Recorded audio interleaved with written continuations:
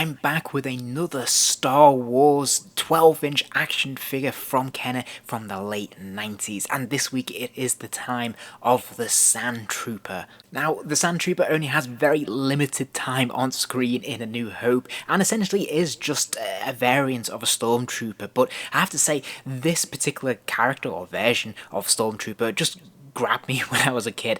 He just has a slightly different set of equipment. He's got this really cool backpack, he has a slightly different longer gun, and he has that shoulder pad, which for some reason just seems to make him so much cooler than your average Stormtrooper. So let's take a look at Kenner's approach to this figure in the late 90s, and did they do him justice? Well, let's start off by looking at the packaging itself. As we can see from the last few videos I've done in this series, gone is the gatefold cover, that fold-in flap cover, which I always really liked.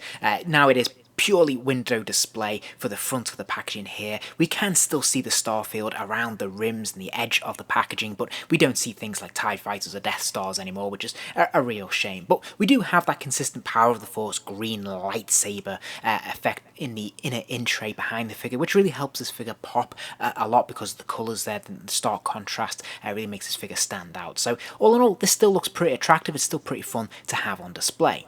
And when we take a look at the side panel, we can see they've adopted that consistent approach to the other figures in this series as we've seen so far. We have a production image of the character from the film itself, and I really like this approach because this means you can stack all your figures up on a shelf and each one has its own distinct personality and entry in the series, and it makes you feel like you've got a complete set, which is really nice. So I really like this approach, I think this works really well. And if we flip over the packaging on the reverse, we can see the other figures that are available in this collection in this particular wave. At the bottom we have this image of the Sandtroopers in the desert looking for the droids there, so this is taken directly from the film. This is a really cool, nice large image of the character in the box, but at the top we can see three other figures that we can get in this wave. Of course we have Grand Moff Tarkin, we have Luke Skywalker in his ceremonial gear from Yavin 4, and I've done a video on that one already, and then we have Greedo as well.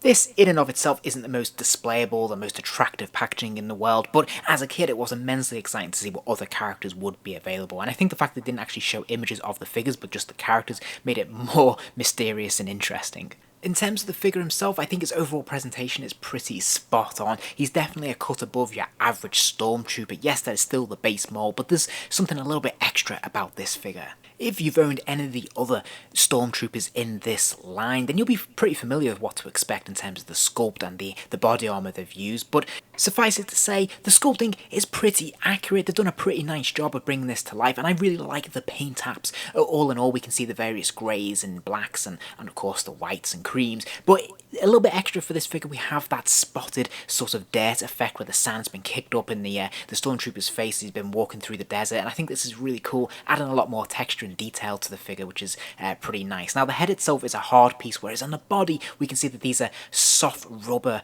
armour pieces which are separate and sewn into the costume underneath, which allows the figure to be able to move fully and get the most out of the articulation. I think this looks absolutely brilliant. The sculpting is pretty much spot on, and I think the materials they've used have added a lot of fun texture to this figure as well. He's very nice to the touch, and of course he also has that fantastic hard shoulder pad there, which works really, really well.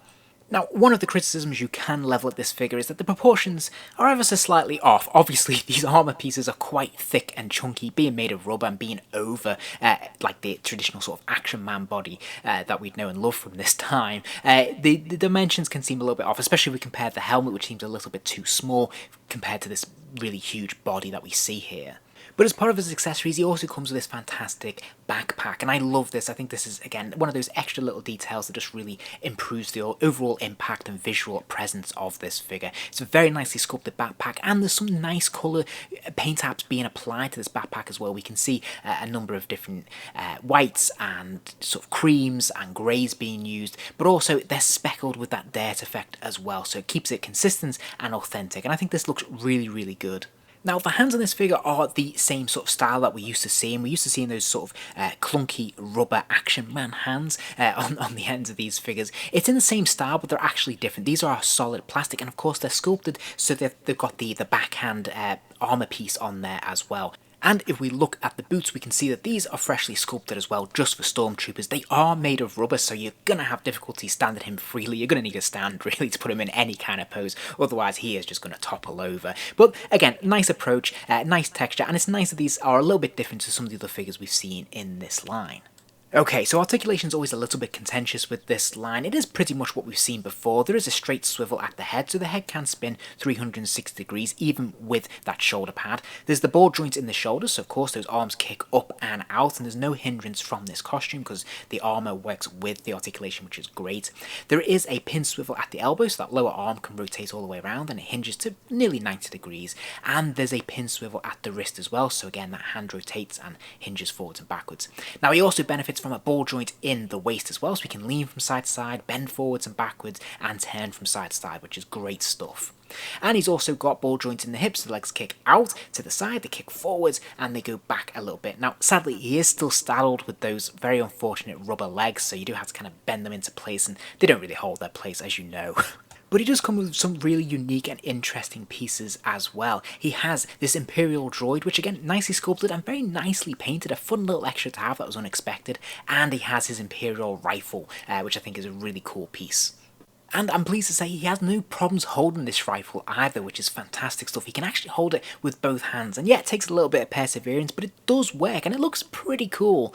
So, all in all, yeah, I have nothing but good things to say about this figure. It's actually probably one of my absolute favourites in the entire line, if not my favourite. I just love the texture of that body armor. I love the attention to detail and having those extra paint apps on him, and I love his accessories, and I think his articulation is actually pretty good for this line. So all in all, he's a real winner really, and there's an awful lot to recommend him.